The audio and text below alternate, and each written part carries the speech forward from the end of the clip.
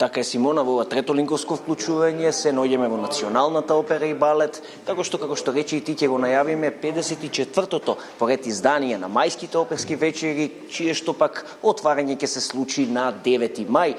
За програмата, за деталите околу годишното издание ќе разговарам со Горан Умовски од Националната опера и балет. Горан, добро утро и благодарам што се дел од Македонија наутро. Ви благодарам и на вас за посветеното и одвоеното време да го најавиме 54-тиот мајски оперски вечери и се надевам дека ќе бидете во можност да присуствувате вие. Така се разбира. Оваа година мајските оперски вечери започнуваат на еден различен начин. До сега две премиери, зошто Националната опера и балет се одлучи, би рекол, за една ваква промена и на кој начин ќе го промени тоа текот на самите оперски вечери? Па добро, ова е за прв пат со двојна премиера од Пучини, тоа се Джанис Кики и сестра Анџелика.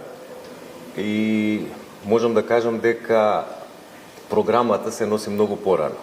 И можам да кажам дека ова е многу храбар уметнички чекор, меѓутоа е нешто што ќе промени самата динамика на отварањето на мајските оперски вечери, бидејќи иако се тие две едночинки и се дел од триптихот на Пучини, каде што се наоѓа и представата Плаштот, која што била изведена веќе на нашата сцена во далечните 667 година, меѓутоа овие две опери не се изведени.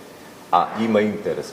Можам да кажам дека за рекордно време е распродадено отварањето и поставуваме една нова динамика каде што овие се две интересни представи. Сестра Анџелика е духовна една трагедија, а Джанис Кики па е една социјална комедија. Така да од самиот старт на отварањето некако публиката ја носиме низ различни емоции. Така.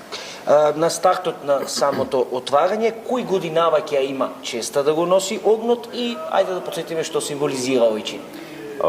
Секогаш огнот го пали некој уметник кој што живее за сцената, живее за уметноста, за оперската уметност кај нас. Оваа година е Ана Дурловска, светски наш познат сопран.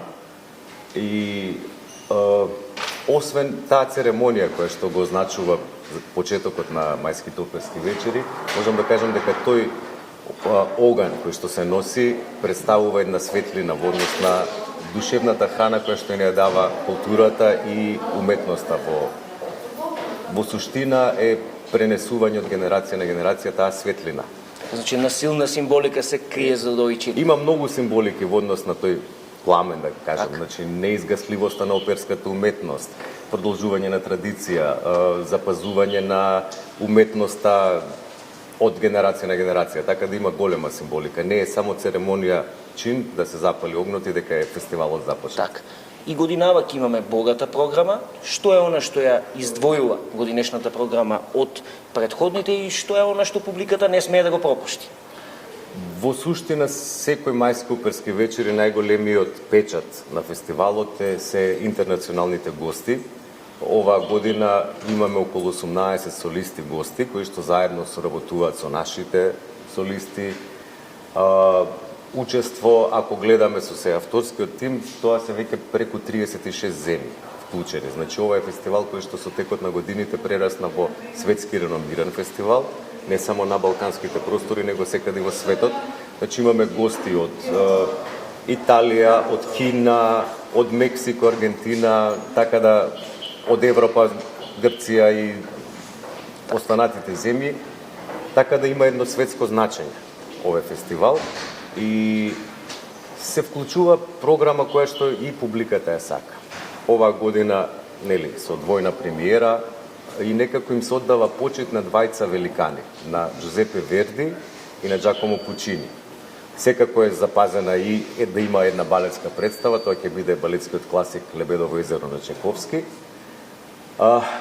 Травијата, Риголето, Мадам Батерфлај, Тоска, значи сите тие се имиња од железниот репертоар. Имаме гости солисти кои што на свој начин ќе донесат представата овој пат на мајските оперски вечери и можам да кажам дека таа соработка, таа симбиоза која што треба да се случи на сцената е всушност долга работа, макотрпна работа и логистички и артистички, да се спојат оркестар, хор, диригенти, луѓето на сцената, позади сцената, за да кога доаѓа нели публиката да ужива во она што го нудиме како програма. Мајските оперски вечери секогаш будат особен интерес кај публиката. Каков е одзивот годинава? Годинава, како што веќе спомнавме, дека за еден ден се распродаде премиерата на Џанис Кики и на сестра Анџелика, кој што особено нас не радува.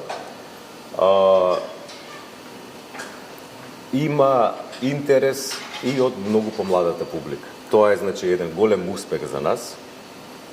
Мислам дека во ова време каде што со вештачка интелигенција, со некои лажни вредности, кај нас на сцената нема лага. Тоа е чувството во живо, значи таа симбиоза или се случува и буквално публиката го чувствува она што ние го нудиме во живо во самиот момент. И мислам дека потрагата на младата публика за нешто автентично е она што ги тера да ја почувствуваат операта и забележуваме пораст на младите луѓе. Националната опера и балет се представува и на меѓународната сцена во теќе турнеја. Зашто станува конкретно збор во кои земји? Балетска турнеја имаме од 26 април, мислам дека до 11 мај. Ова е втора нивна турнеја, голема европска турнеја, во рокот неполна година. Настапуваат со балетските класици Жизел и Лебедово езеро во Германија, Холандија и Белгија. И во однос на минатата турнеја доживеа голем успех. Се надевам дека и сега убаво ќе поминат и ќе продолжи таа традиција на турнеја и представување на македонската уметност надвор од нашите граници. Горан, ви благодарам многу на овој разговор и на информациите. Ви благодарам. Со Горан Наумовски од Националната опера и балет зборувавме за 54-тото издание на мајските оперски вечери, кои што повторувам годинава ќе бидат отворени на 9 мај.